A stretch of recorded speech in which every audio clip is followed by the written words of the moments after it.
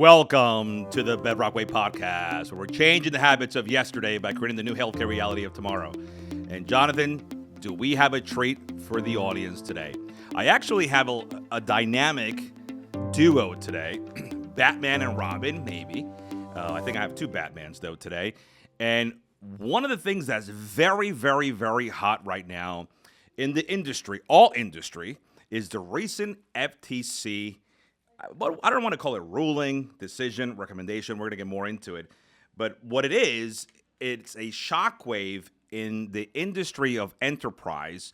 And it's a shockwave as we consider capitalism in the United States, which means that right now, competition as we have known to be done in the past, where corporations, companies, both private and public, are able to secure their interest, intellectual, physical, property, by securing their staff, their trade secrets.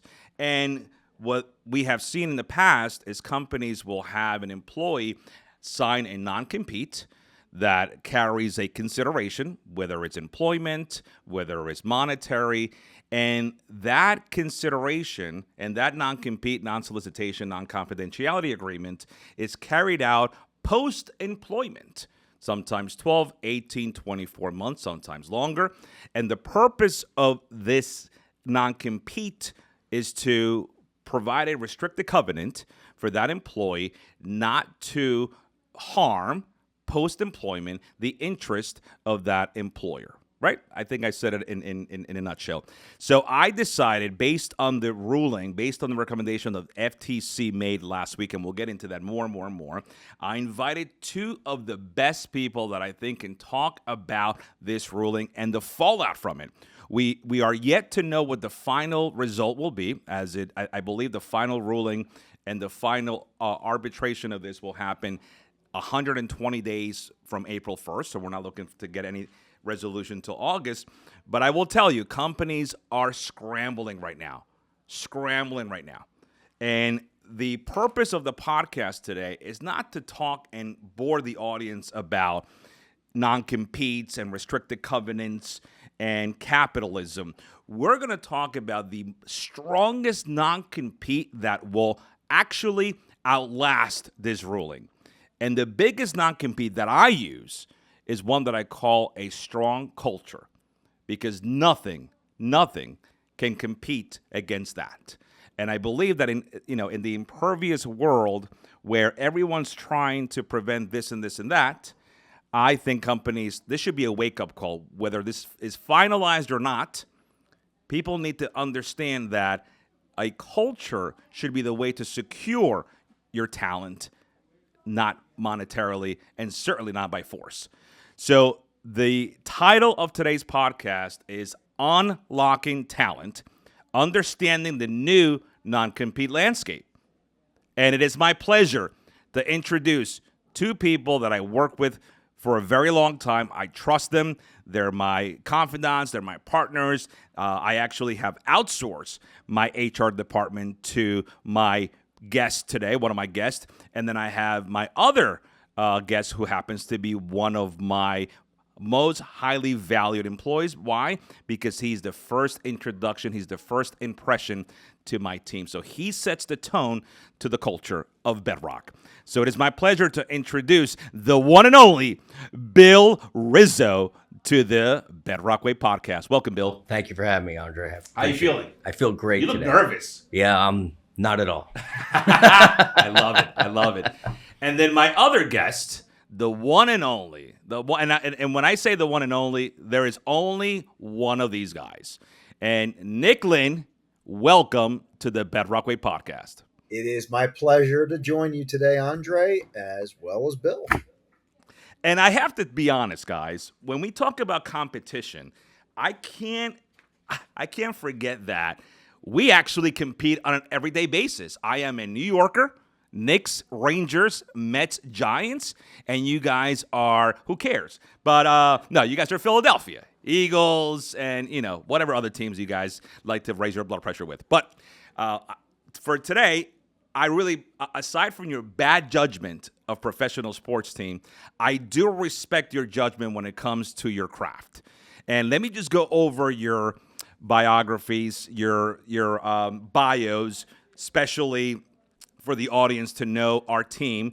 And I'm happy to have people from my team because Nick Lynn is so talented. But wait till you see the resume of Bill Rizzo. Bill Rizzo is not only good looks. This guy is an amazing force in the HR business and someone who really has his work cut out for him in the next couple of months because things are changing and things are changing fast. Bill Rizzo is the founder and managing partner of Quantum Strategies.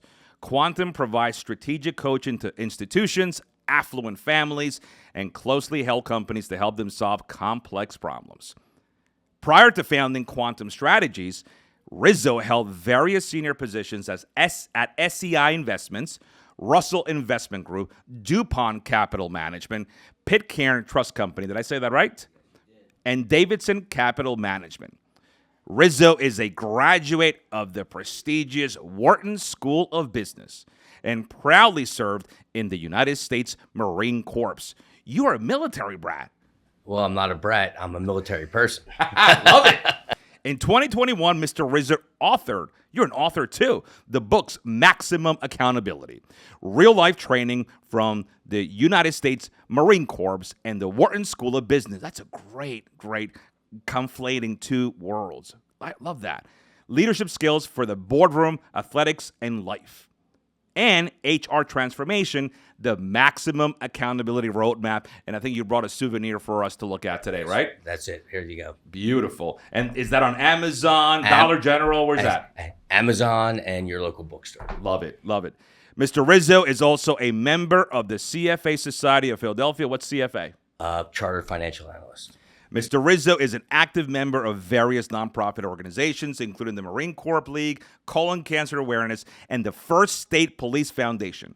He resides in Chadds Ford, Pennsylvania, with his wife, Barbara, and their 6 children. Yes, 6 children. He has a basketball team and a reserve. We're going to talk strategy. We're going to talk culture, capitalism, competition, non-compete, and get to the bottom of what no one is talking about right now, which is what is this non-compete going to do for the industry and all industries? Our other guest is, I feel this is really a treat. I can't believe I have 2 stalwarts today.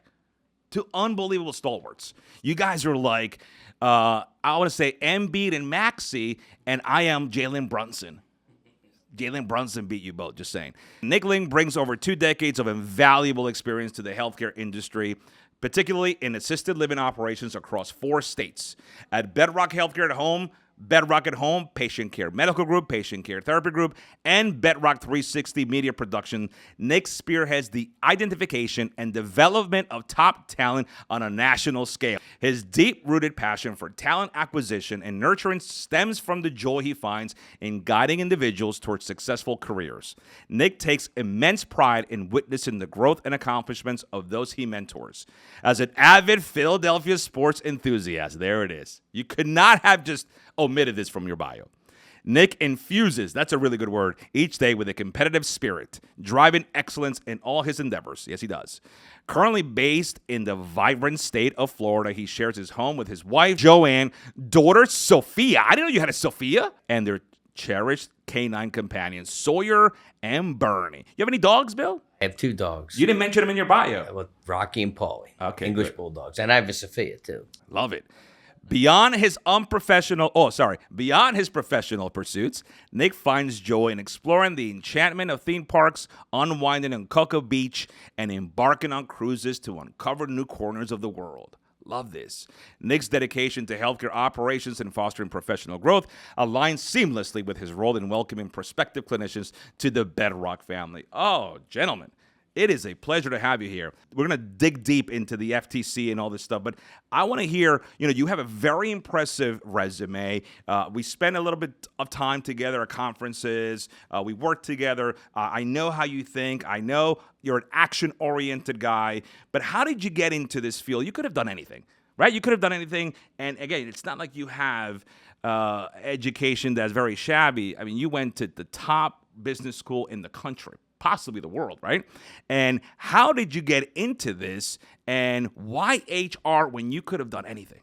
Well, I actually started my career in the investment and private equity side. And what I realized in working with companies that are growing and developing is that this was an area where no matter what the size of the company, it lacked the resources to be able to fully do the things that are needed for a company to expand the way that they desire to do that. So, looking back as private equity companies were rolling up firms or other organizations, it was difficult to get all those resources aligned.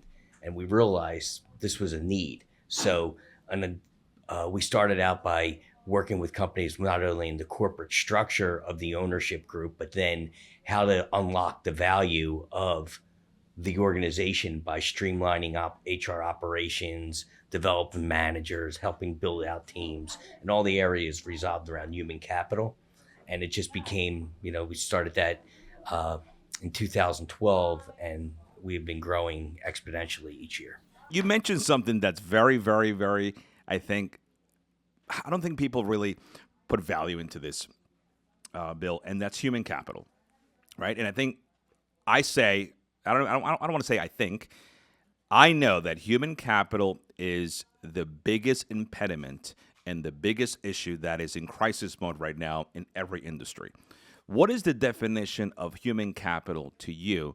And what is human capital, the value of human capital? Somebody who used to be in investments. I don't think there's anything that can be monetized to a higher ROI, or there's something that is more valuable than effective human capital. So there's a lot of people and a lot of firms talk about that their employees are important to them. But what does that really mean? Is that they're important to them because they're coming to work and doing work, or do they really care about them like they're an extension of their family? And that is overused. We're a family, but maybe that's a big part of it. And how do you get people to be really engaged in their job? So you obviously love your job. You come in, you fill a room with your excitement and what you're doing. How can you get everyone in your organization to feel that same way? And that's by building the right team in the beginning, really understanding the needs, how different, you don't have 9 left-handed first basemen on the team. You have the middle infield, you have center field, you need someone with different positions, and being able to build a team effectively there. And then once you have that team built, how do you maintain that team so you can get the growth that you want in the organization? Nick, how would you describe the same question? And again, yours is going to be kind of modified in a way. Not so much human capital management, but more culture. So how would you describe an effective culture? I think very transparent culture. That's the word you hear a lot when talking to people. Transparent leadership. People like to be in the know. The world that we're in today, it's important for people to be in the know. I think it goes a long way to be included, to be inclusive, uh, not just from a business perspective, but from a leadership perspective as well. People want to be led, but they also want to have a say as well. I do believe that has made a difference for us as an organization, and really, I think it's why we've achieved the success we have, and we will continue to achieve. It's a work in progress every day. I think fluid is probably a really good way to put it. You have to maintain that fluidity. You have to be able to move left, move right. Everything's not going to stay down the center. So I'm going to give you guys a definition, and I love what you guys are saying about cultures, but let me give you what a great place to work. You would think maybe a company that knows culture is a great place to work, which is a company that levies an endorsement on a company that they feel deserves to have that designation of a great place to work. So they define company culture as how you do what you do in the workplace. How you do what you do in the workplace. It's the sum of your formal and informal systems and behaviors and values. It's the sum of your formal and informal systems and behaviors and values, all of which create an experience for your employees and customers. At its core, company culture is how things get done around the workplace. It seems pretty simple, right, Bill? Seems pretty simple. So why do companies need non-competes, right? Let's get right into it. Why do they need non-competes if it's what you do and how you do it? And every company should be different, and every company has the ability to protect and uphold and form their culture. So why is it so important to secure that, or to post-employment lock somebody in a non-compete when the culture is in the hands of the existing company? Well, I think because both parties sometimes benefit from a non-compete. And what I mean by that is that if I'm an employee and I'm hoping my company is going to invest in me, and it doesn't have to in some way to help me develop a new division or help me do something else, they're putting capital at risk to invest in me. Will they be less willing to do that if after several years of investing in me, I could just walk across the street and hang my own shingle and take all the investment that they did before they have the ability to realize that gain? So there's different reasons why both parties can benefit from a non-compete. And I just think that non-competes for junior people, I think, is kind of silly. And, and I think that the FTC I think that was probably where they should have went with this. And I just think in the long run, it's going to hurt organizations, smaller organizations, to compete against super large organizations who can come in and, suck up a lot of different people after they made the capital investment to help grow the company. I love it. Conceptually, I agree with you. But Nick, from a contrarian standpoint, we're seeing people come work for us and they're taking pay cuts, right? We're seeing people come work for us from bigger organizations, and they're coming to work for us because of the culture and not necessarily. So Bill's point would almost be nullified, right? Let's talk to us about what we're seeing in the workforce and what we're seeing right now, especially post-pandemic, right? Where the job satisfaction right now is at 36%, meaning 64% of employees out there do not want to work. They are not happy at work, and they're miserable at work. So I think we have to, I love the concept of what a non-compete does, but I think we need to kind of get our blinders off and see the whole big picture of what the world is doing right now. A political divide, right? A very polarizing legislation system, inflation, socioeconomically, right? We're seeing the sensationalism of a lot of things that are eroding the American way. So these all have to do with how you do what you do in the workplace. And I don't want to put words in your mouth, but people are looking for employers that fit their lifestyle, outside of work, right? From a family standpoint, from a possibly a how to raise your children standpoint, ethics, morals, values. So from a conceptual standpoint, yes, that's what a non-compete does, Bill. But from a global familial reality standpoint, we're not seeing that. Nick, what do you think? So the best non-compete is have the best culture, and they won't leave, non-compete or not. That's my opinion. I think we have done a tremendous job thus far in doing that. People, what I hear when I talk to folks every day, again, I think you said, Andre, I'm the first contact. I'm the first person they talk to. And it's a two-way street. They have to be comfortable making the move, and we have to be comfortable making the move. It's a partnership. And in a partnership, two people are involved. You have to be able to work with each other, to have a common goal, whether it be growth in your career, whether it to be to educate yourself, to learn something more, to do something more in your career. There's goals that everybody on both sides have from an organization standpoint and then from an individual standpoint. The one thing I always like to say to folks when they come aboard is, welcome to our family.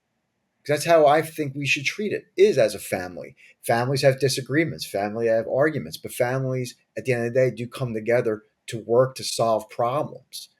And I think that is something that's clearly missing in today's world, but that's something that we have to do as an organization, as a business, is to work together, because when you work together, you can accomplish great things. I'm not going to disagree with you on that. I think that the best way is to have a really solid culture. The best way to keep employees is by having, I mean, if you look at it, people don't leave jobs, they leave leaders. They leave people that are not leading them the right way. They're leaving because they don't feel they have career growth. They're leaving because it's a difficult place to work, because paperwork, you're doing silly things. They're like, why am I doing this? All those things cause people to leave. However, the non-compete is an important tool for intellectual property and knowledge that these people have, because I'm not a lawyer, but for a non-compete to be enforceable, it has to be realistic and not too restrictive. So you're not restricting the person from working at all. You're restricting them in some cases from taking all your existing clients that they may be leaving if they go with them. There's things that, as you know, capital is invested in a company and the people are really important in that. So if you're investing in that and you're growing that enterprise, and if someone is benefited from the relationships from there, they shouldn't be able just to be able to leave and take all those relationships. You go, I mean, it's a risk of, just like in real estate, if someone moves into your house because you're on vacation, you know, it's still Squatters. it's still your house. So you got to have some protection of people investing equity, because the business owner is out there investing, you know, capital, maybe financing their house to build it, and they're putting out all the risk early on or during that and then once it's ripe, the people being able to leave and take the ripe fruit without the capital investment. Yeah. So I'll give you my take, and unfortunately, again, it's not my style to want to have a conversation that is speculative, right? Mm-hmm. But this is the best that we can do, because you're right. The FTC ruling is just a recommendation. It might not be finalized. Well, just to be, you know, it's a ruling, and it's 120 days before it has to be implemented for people to know. However, there are several court cases already. There's going to be more pending that could stop it from going into place. So it's not there. It's going in place unless it's challenged in the court. Right. So just to preface and disclaim to the listeners today, this is a ruling that is still up for potential change, and so, but we're going to operate today under the expectation that it sticks, and then also give the contrarian standpoint if it doesn't. Can I add one thing to that? Sure. I'm sorry. So I think that either way, if it sticks or doesn't stick, the organization should be doing the things that we just talked about. Yep. All those things, because that's so important for your culture. And it will make your company more profitable long run. It will make your employees more happy. It will reduce your turnover.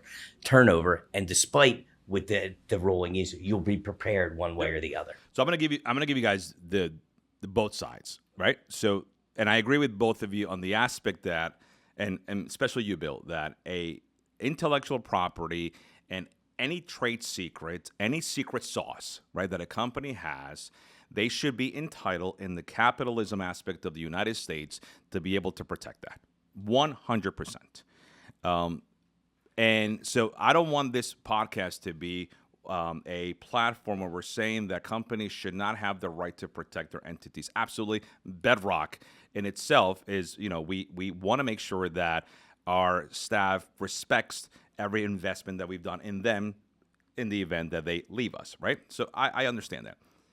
The unfortunate part with every law that is passed in this country is the slippery slope when it gets abused. And I do feel that a non-compete, the restricted covenants, have gotten abused. And I'll tell you how. Because I think that companies that we talked about cultures, right? But one thing we didn't talk about, Nick Lynn, and you know this better than I do, is a toxic culture, right? A toxic culture. And what companies that have toxic cultures have done is that they have used restricted covenants to protect their toxic culture, right? And I'll tell you guys, from someone who's worked in toxic cultures before, you know, they say that a good boss is better than a good doctor, because a bad boss will affect your health, right? So a toxic culture that sees itself no need to change because they're protected by a restricted covenant, they're protected by a non-compete, and they put what we all have heard as the proverbial golden handcuffs. right, on their most valuable employees.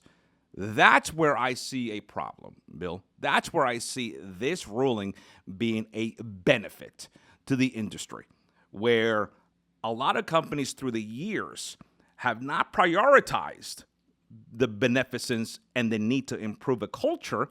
They've seen more. Think about the unbelievable antithetical aspect of an employer. Let me put more money on litigating. Let me put more money on counsel. Let me put more money on attorneys. Let me put more money on HR strategies, thousands and hundreds of thousands, millions, where I can actually have maybe a division of morale, staff morale, job satisfaction that cares about that individual like a family does. So on one side, I do see the conceptual aspect of us wanting to protect the best interests of a corporation, but I also don't want to be blind to the reality where a lot of these toxic cultures are protected and are able to perpetuate their toxicity on their employees by having restricted covenants in place. Nick Lynn, what do you think about that? I think it's almost being weaponized. I mean, I think in layman terms, it's simply being weaponized. And, as you said, a good boss, supervisor, what have you, is worth their weight in gold. Simply put, Bill, I know you said before, people don't leave jobs, they leave their bosses. And I 100,000% believe that. If you are satisfied or happy with your working relationship with your supervisor, you're not going to go. You're going to go further. You're going to run through a wall for that person. I know that for a fact. I've been in that situation before, and I would agree with that. And then on the flip side, in a toxic workplace, you're going to want to run away and hide and go find something else. But as you said, Andre, you got those golden handcuffs on you. So you are restricted from being able to pursue a career and be happy in your career. So that's where I really think the struggle is with this ruling. So what I would say is that there's two ways of looking at it. First, if they have a golden hand, which is, I think golden handcuffs is a different terminology. That's more for like a deferred compensation where you're locking the person Absolutely in versus. not. Well, I disagree with you. Okay. A golden handcuff is a salary that someone will pay you, and then if I do a non-compete on you and keep you from working post-employment, you can't feed your family. No, you can't sustain life. We live in a world right now, Bill, that people are living paycheck to paycheck. No, I understand that. What I mean by that, but in the technical sense, non-competes typically go in conjunction when you use the term golden handcuffs because you're getting another economic incentive besides your employment. Golden handcuffs is anything that precludes you from leaving a place that you're not happy in. That's what golden handcuffs is. Well, in my view, golden handcuffs is, yes, it prevents you because you have a big amount of gold that's keeping you there. You're talking about a golden parachute. Yeah, a golden parachute. Different. Well, a golden parachute is, yes, where if I leave, I have a big payout that I am giving up. And golden handcuffs is something that is actionable today, and it precludes me from potentially looking elsewhere because I'm not going to get this current compensation. The point I'm making is that I benefit from people trying to build their cultures and doing the training and doing that stuff. All I'm saying is the non-compete is a tool that can be used. If it's too restrictive you can't have a non-compete that doesn't let someone get another job. That's not enforceable. And I'm not a lawyer, but if they're too broad, they're not enforceable in court. A non-compete is really, has to be in a certain geographic area. It has to be like your existing. There's restrictions that you have depending on the state it's under, what you're allowed to have in the non-competes. Here's the issue. All right. And I think this is the issue that we are not really addressing. And I think here's the issue where the FTC got it right. Right. I'm going to define to you guys what this is. Investopedia. This is what they define capitalism as, right? Capitalism is a free private economic system that allows voluntary and competing private individuals to plan, produce, and trade without interference. It's capitalism. A mixed economic system is an economy that allows private property ownership, but there's some government involvement. Free trade. right? Here's the issue, Bill. Here's the issue. And everything you're saying is right. It's made to uphold intellectual property, secrets. There's a tremendous amount of investment they're trying to protect, whether the semantics are golden handcuffs, golden parachute, whatever it is. Let's be honest. And let's make sure that we are honest with our audience. And we don't have to be litigators or attorneys to make this statement. It's not the verdict on a non-compete being upheld that matters. Is the amount of money that a company has versus an employee. I agree 100%. So Nick Lynn, and we see this all the time. If I'm a company and I know my non-compete is not worth the paper that it's printed on, I know that. But I know that I have deeper pockets than Nick Lynn. And I know that if I place a lawsuit on Nick Lynn that potentially can be dropped later on and absolved, right, in the court of law, just the fact that I'm able to present that lawsuit to him, I've scared him. And in healthcare practitioners are not litigators. They're not trained in law, right? And the very convoluted aspect of law. So, and then right now, by the mere fact that an employee is not going to get that lawsuit, whether the verdict is irrelevant, is the amount of money and the amount of spend that employee will endure. That, to me, is the key that we're ignoring here. So whether we want to say that the conceptual aspect of a non-compete is accurate and dandy and it won't stick, I disagree. Because you're putting people out of business personally on purpose by just the mere fact of serving them a paper.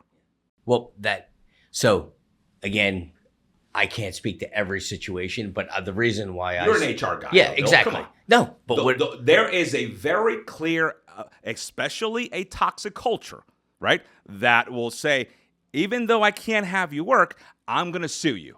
Because what's going to keep me from having you stop? If I sue you, I can afford, I have bottomless pockets. And as an employer, I have a deductible. I have a deductible that I'll pay. My deductible is $50,000. After that, I don't pay $1. You don't have a deductible. You don't have insurance against this stuff. I do. So I can ruin you, starve you, and bankrupt you. So, and the non-compete after 9, 12, 15, 20 months can actually not be upheld. But who can be out of work for 20 months when we're living paycheck to paycheck? Yeah. No, look, as I started the conversation or the podcast off with, I think that having it on, the lower tiered employees or newer employees in the organization, I think is something where they're less enforceable. And if you look, again, can you sue someone to say that they can't get a job? Well, the wording of the agreements have to be, if they're that restrictive, they're not enforceable. And again, you could say, well, you have to get a lawyer to do that. So that's a problem with that. But on top of it, if you look at, that's why you have state legislatures that have legislated this issue. And, I believe in the Constitution, and there's, separations of power for a reason. And there's a doctrine about not being able to delegate authority to, legislate, the Constitution clearly gives Congress the ability to create legislation and the executive branch to administer. The FTC falls under the executive branch. So can they create laws? And that's the debate that goes on. There's case law where they can't do that. Yeah, listen, we can get into the rabbit hole of the mechanics of the ruling. I don't want to pretend to be attorneys or politicians right now, and I think that'll be a disservice to the audience. But I'm going to go back to what you said, because again, I want to provide credence and fact to what we're saying. So you feel that the non-compete is made to, it would be better for the lower tier? No. I think non-competes are for like the executives in your organization that are, doing certain, functions that are important to you that they can't, because in a lot of organizations, your whole capital investment are the people, right? So give me a salary range. Give me a salary range of what you feel non-compete should be appropriate for. Well, I think that's different based on, the state and county where people are from, because, $100,000 in someplace down south is a lot different than $100,000 in San Francisco or New York. So I'll give you what a report just came out last week. Right. This is from the federal, actually the FTC and every single Department of Labor, which was the average. And they came out with a salary needed to live comfortably. A salary needed to live comfortably. What do you think a single adult needs to make to live comfortably? Nick Lynn, what's a single adult need to make to live comfortably in the United States? Oh, I'm going to say minimally $100,000. Okay. What do you think is a two working adults and two children need to make to live comfortably? Depending on where they live, between $100,000 and $150,000 a year. So a single adult, the national average is $94,000. $94,000. And two working adults and two children, which are 68% of our families, so more than 2/3, $210,000.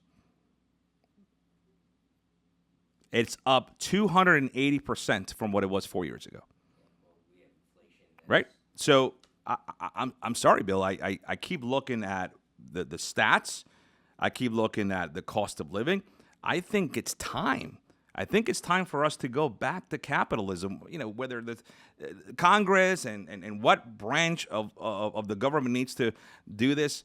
Again, we can also get into the rabbit hole of student loan, right? Which the executive branch does not have the ability, right?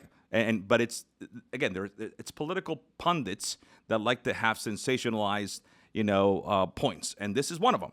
But I think this one has legs in the aspect that there are things that are laws that don't fit us any longer, and again, I'm not advocating for no non-competes or yes non-competes. I'm advocating for what makes sense. And for what the current society, what people are telling us makes sense. So I want to switch gears a little bit, and go, Nick Lynn. I want to ask you about, and Nick Lynn has a experience not only in hiring, but also operations. And here's the other aspect that I'm not a fan of non-competes. Because there's a difference between competition and execution, right? I can keep Bill from spreading or sharing or divulging my trade secrets with other people that would financially hurt me. But I also need to have the confidence that Bill will be able to execute it, right? Right? So how are we, Nick Lynn, when we interview our staff, in your opinion, how should companies balance that aspect of competition versus execution? Because I think that also is a restricted covenant that should protect a company. So, I think it's important. It goes back to the person you hire. I'll tell you another line we say all the time. We don't hire, we look at the resume, but we hire the person. And I do believe personality-based hiring is something that brings us a whole lot more value. We can find the intellect, we can find the people that have said intellect, but you want to find the right fit from a personality standpoint so that it is a fit, so this doesn't become an issue. I think a toxic workplace, as you said before, Andre, that can bring you down like that in a heartbeat. And to eliminate that, to eliminate the drama, as you always like to say, is something that is very important from an operational standpoint, to put pieces in place that work well together. And even more importantly, some people that you bring aboard, I've said this over the years in my operational career. There have been some people I've hired and have been a part of my team who maybe these aren't the people that I would not hang out with after work, but from a professional standpoint and a business standpoint, I would ride and die with them every day of the week. And I think that's what we have to do, is separate sometimes as an organization, find that fit that's going to fit. You don't want to be too comfortable either as an organization. I think that's a rabbit hole you go down sometimes as well. To be too comfortable. It is okay to be uncomfortable sometimes. I think to push the boundaries, you have to be uncomfortable sometimes. But at the end of the day, the culture that you present, whether it be work-life balance, whether it be uh, flexibility. These are the key words that are kind of out there for all of our candidates, and that's what they're looking for. And that's what I'm hearing from them when they talk to me. They're looking to leave, as Andre mentioned before, not necessarily for monetary reasons. They're looking to leave to find a home. They want to go somewhere where they are valued, where they are part of something. And that value is inherent if we can earn that trust from them. Bill, let's talk about your book, bud. Because again, I consider you a change agent of cultures and what Nick is talking about. And I know the book that you brought today, Maximum Accountability, is exactly that. It's available on Amazon, and it focuses on leadership skills for the boardroom, and it has a transferable skill set to athletics and life. So let's talk about that, because I think a lot of what Nick is saying, again, he's interviewing people daily, weekly.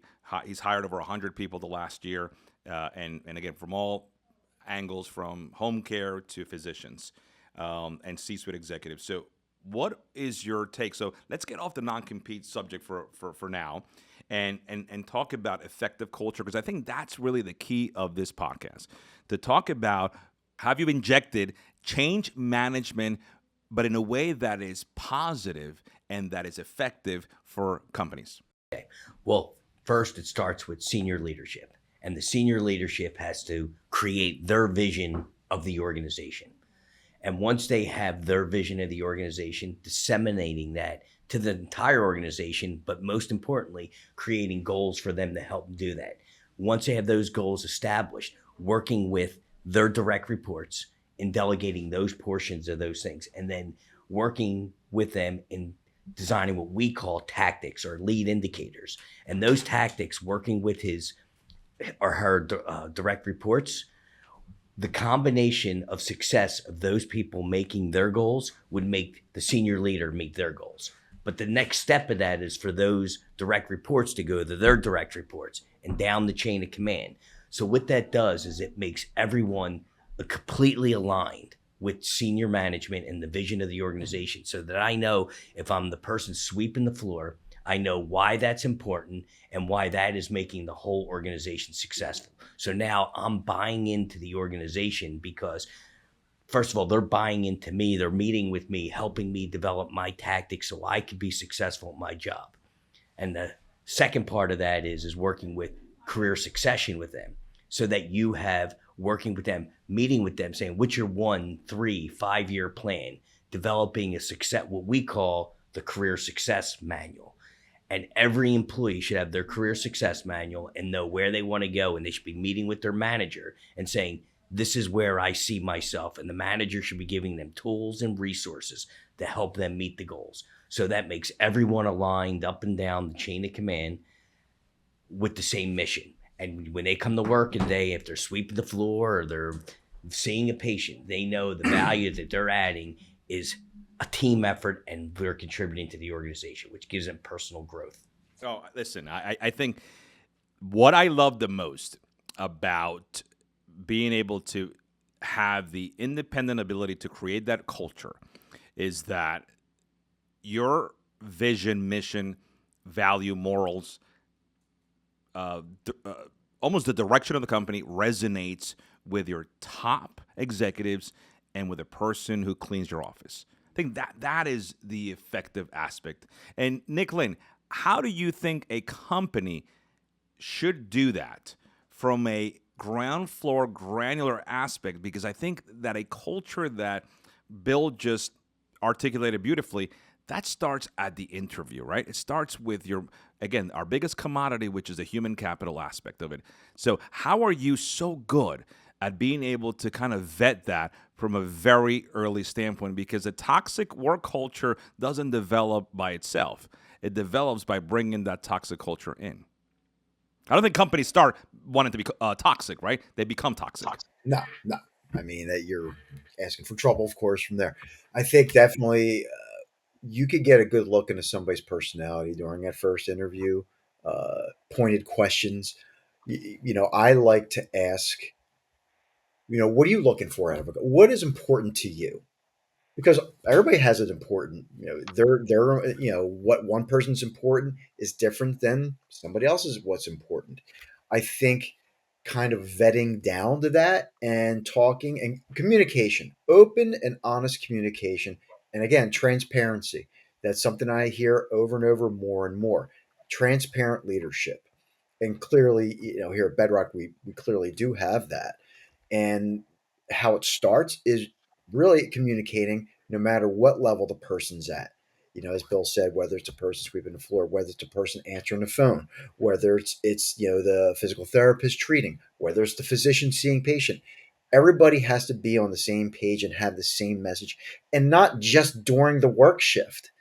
I think it's important to look for somebody that lives and eats and breathes, not necessarily the company, but who they are, because you don't want somebody that is, one way during their 8-hour shift potentially and another way when they're not at work. I do believe being real, being very consistent, and being their authentic self.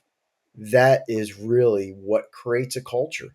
Whether it be 5 o'clock on a Friday or 8 a.m. on a Monday. But Nick, let me ask you something. How do you ensure that happens at the interview level?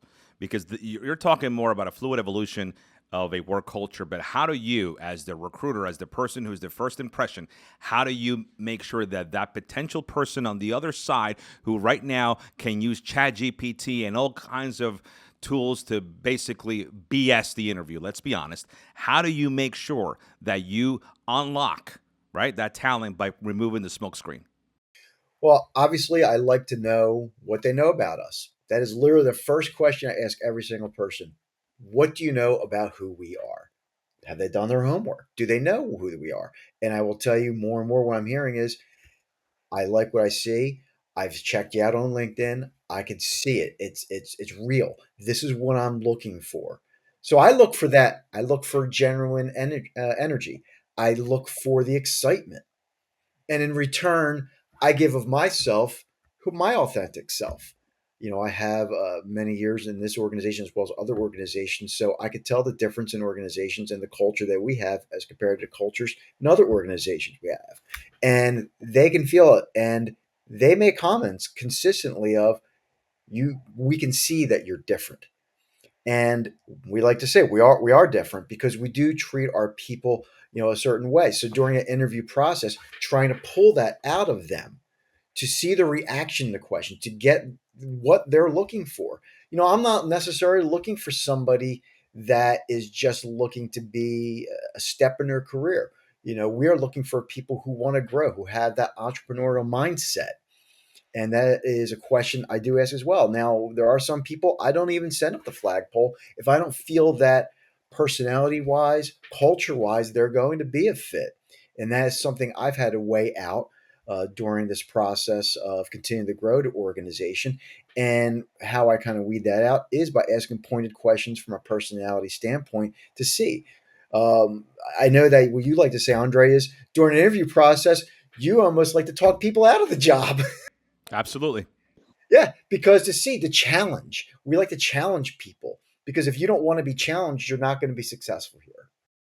So, Bill, one thing that I admire about you is that to me it's very difficult. It's easier. I won't say it's much easier, but it's easier for me to control and formulate and almost establish guardrails around the culture of one company. But as an HR strategist who is consulting on many companies, how many companies do you consult right now? Oh, it varies. It's 24 to So think about 30, it. yes. So you have to deal with 24, 30 different cultures.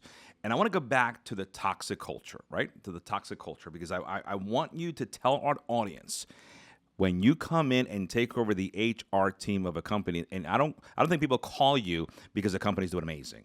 People usually call you back to that change management aspect, right? So a toxic culture is a culture in which conflict is common and the work environment is negative because of unethical behaviors, a lack of inclusion, and disrespect. Antagonistic, potentially abusive working relationships develop and cause good employees to disengage from their work and even leave the organization. Non-competes and restricted covenants have been ways to protect and perpetuate toxic cultures. That is a Business Leadership Today article from last week. So when you go into a company and you start seeing these toxic cultures, you mentioned earlier how you formulate a good culture, right? The step-by-step blocking and tackling. But how do you untangle? See, that is a challenge, right? Because that comes from someplace. So you have to get buy-in from senior leadership right away. And some organizations, if the senior leadership is not buying into it, it cannot trickle down to the rest of the organization. So 90% of our clients, we are engaged by the CEO, chief legal officer of the organization. And that's how we are engaged. And then from there, they want to make that change. And then we work very, well with the existing HR team, if there is an existing HR team, or we help supplement those resources. Love it. I'm going to give you guys 2 quotes. Actually, we're going to play rapid fire here. So I'm going to give you a quote, and you're going to give me your own interpretation of it. Bill, you go first. And this is in regards to recruitment, human capital attraction, human capital retention. Ready? Gary Vee, famous influencer, podcaster. I think he owns a wine business, and he's a big entrepreneur, but he's known mostly as an influencer. He says you have to hire slow, fire fast. I have something I say, interview hard, manage softly. It's kind of a similar thing that we use. So in our philosophy, it's we make sure we have the right people doing some of this stuff that Nick had mentioned. We're really interviewing. We have standardized questions that we typically create for our clients so they could utilize a way to do that. Sometimes it's behavioral analysis. It's doing the right things. But before you start recruiting, it starts by really creating a mosaic of the roles that you either have now or that you want to get to. So you know all the attributes that you need. So when you're building the team, you know the different functions that need, so you can put different pieces together to accomplish what you're doing. So interviewing that hard part, but then once they're on, if you have the right person, you can manage them soft or light. So that, because you have the right person, and then you do the things we were talking about with the tactics to help manage that so that you don't have to micromanage them. So it's perfect. Yes. So basically, just to paraphrase, so you are under an expectation that the harder the interview process is, it almost vets out and strips out all the drama on the front end, and then you're able to have a disciplinary but soft approach when the person is hired. Yes. And when I say interview hard, I don't mean like make it a difficult interview process. What I'm saying is make sure you're thorough in that process to hire the better people. Yes, because turnover is so expensive, and that's a whole different thing. And I could go through the cost of turnover and how to calculate that. It's really expensive, and organizations typically don't even get the real cost of their turnover. Yeah, so the latest statistics, it takes anywhere between 30,000 to 40,000 to actually backfill a job. So it's massively expensive. I would even say, you could do it almost in a percentage, almost like 40% of their costs. It's because you have the interview cost of the time that the person's not up to speed, the effects on your clients or your consumers. All those different things, they all have effects on that. Listen, so overtime for people filling in for the spot. Absolutely. So I think that's a really good point to make. I was going to talk about turnover afterwards, so you might as well get into it. But it's a $50,000 a year job, $20,000. We just saw that almost $100,000 is the average job that someone needs to have to the salary for someone to live comfortably. That's $40,000. I think companies need to understand this again, and I think this is another shot that almost validates the FTC ruling, right? Because if it's so expensive, to backfill positions, then take care of them, right? Spend a fraction of that cost to keep them, and then you don't have to, because I can only imagine the litigating costs, to want to uphold and challenge one of these non-competes. Nick, Hire slow, fire fast. Take your time during the interview process, be thorough, and if they're not a fit, get them out as quick as possible. Simply put. I will tell you, I'll give you a spin on the Gary V. I think if you're a clinician, if you're a healthcare position, at least that's where I have my wheelhouse interpretation, and I feel comfortable making this interpretation. I say you hire fast and you fire faster. You just have to, because clinicians that are good don't have they have many options, right, Nick? So you want to hire them fast, and make sure that that process is comprehensive, right? Because I don't think slow is necessarily comprehensive. It just has to be comprehensive. Yeah, you could be fast and comprehensive. Thank you. Yes. So hire fast, but make sure that that hire is comprehensive, and then at the at the first sight of potential adversity, counsel. That's it. Yeah. But don't prolong and perpetuate something that, the honeymoon stage usually is the best. I would say the first 90 days is that, that phase where people are going to show you their best impression. Yeah. And I think that depends on the level of the person you're bringing in, because I truly believe that we use the term, coach them up or coach them out, because you're doing it. If you have someone who you hire, you're doing them a disservice if you keep them around and you think that they're not good, because they're going to be stuck in a dead end job as long as if you think they're dead. So you're better to coach them out. Or the best thing for both of you is that you saw something when you hired them. So how do you coach them up? And that goes back to what I was saying about managers and leaders. People think about the military and they think, oh, the term jarhead, they screw off your head and they pull out your brain. It's the furthest thing from the truth. What the Marine Corps and the military teaches, they teach you how to be a good leader and a good team member for the success of the organization. And that's really what you try to do. Love it. Love it. Second quote. This is more of a scenario, and I want to get your perspective on this. Bill, you go first. So the CFO says to the CEO, what if we train them and they leave us? And the CEO responds, what if we don't and they stay? Non-competes do help the employees in a certain degree, where it gives the comfort of an organization to be able to invest heavily in them to develop. And that's really, what I was saying earlier. I'm just like, look, if they had no non-competes and everyone had to do the stuff that we're talking about here, it'd be better for my business. All as I'm saying is that I think that there's you can't just completely get rid of it.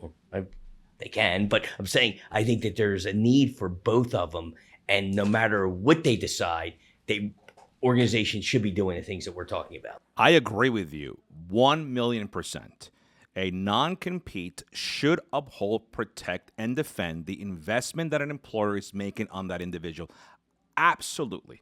It's called a consideration, right? Unfortunately, as I mentioned earlier, every single one of these restricted covenants, unfortunately, are discretionarily abused. Yeah. When the consideration, right, of a non-compete is basically your job.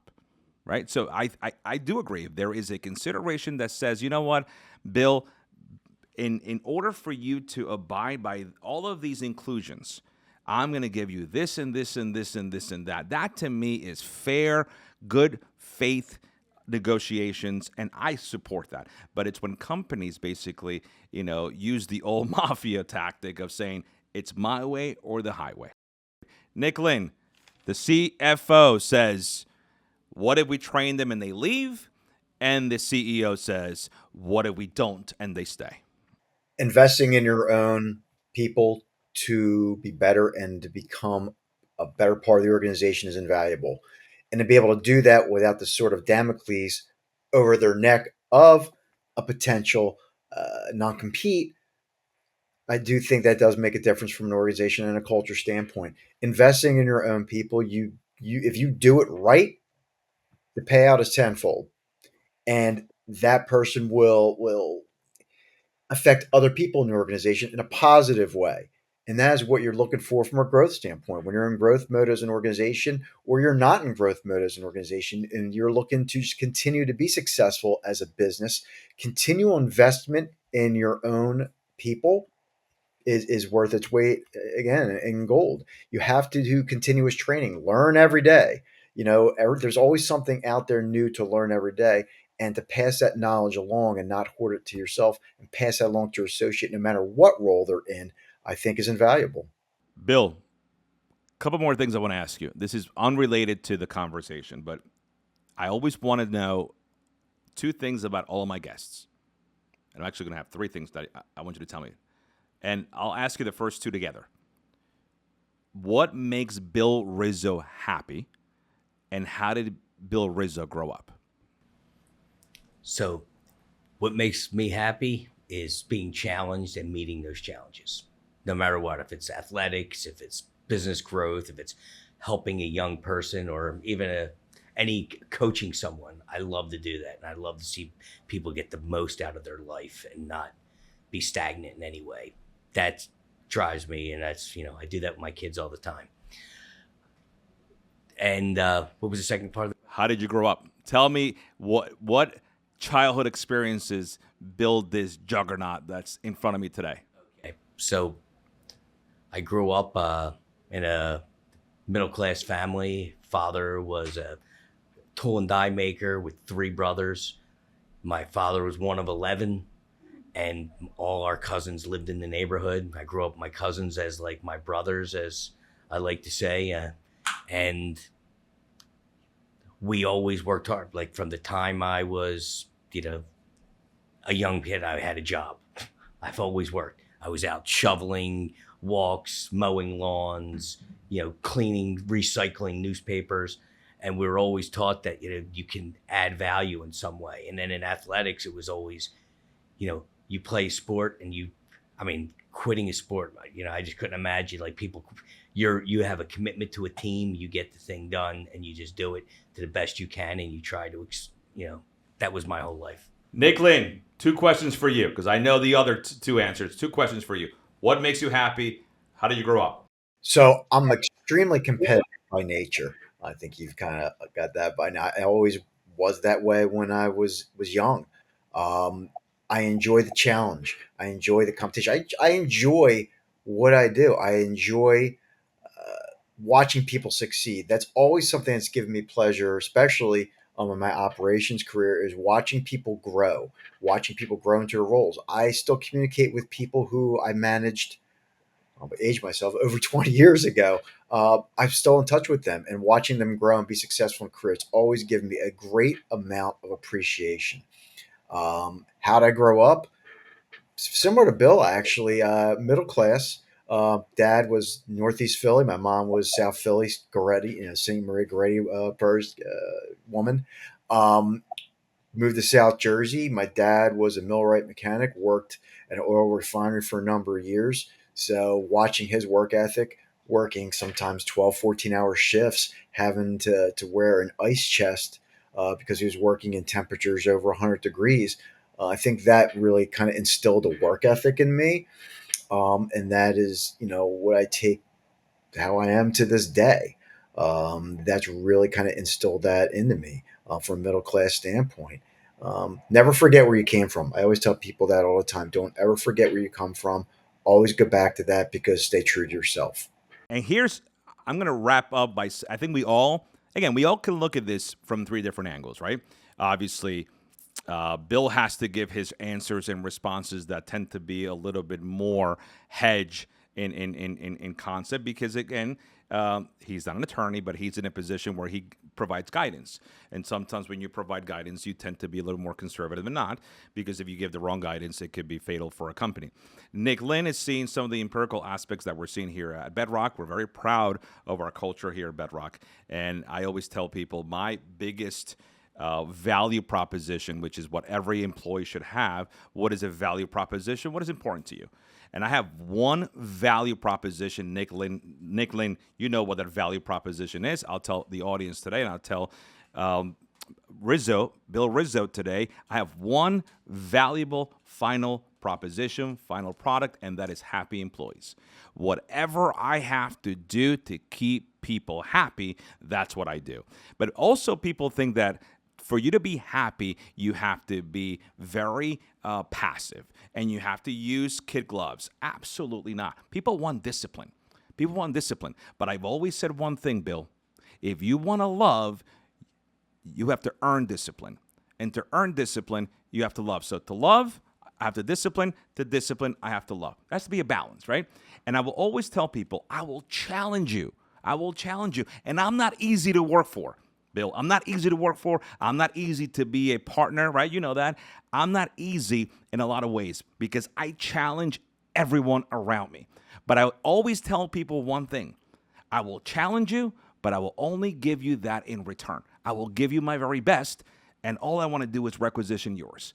Because your very best is something that I know, and sometimes the recipient doesn't know what your very best is. So it's my job to keep you happy, to give you the discipline, the accountability, and challenge you and get you to places that you didn't think were possible.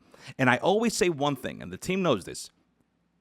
If there's a better place to work for, and people will treat you better than I treat you, then go. And guess what? Take me with you, because I know that place doesn't exist. And I feel very, very confident. I think every single company out there has to have that same moxie when it comes to their human capital. They need to be confident. They need to understand that their culture is in full control rather than outsource, right, to an arbiter in a court of law that could care less about you, right? All they worry about is your pocket. Sure. So it's been a pleasure to have you both on the podcast. Any last words? No, thank you for having us. It's been a pleasure to have you, Nick Lynn. Thank you so much. Bill Rizzo, I love you. Again, I love you as a partner. I love what you have to offer.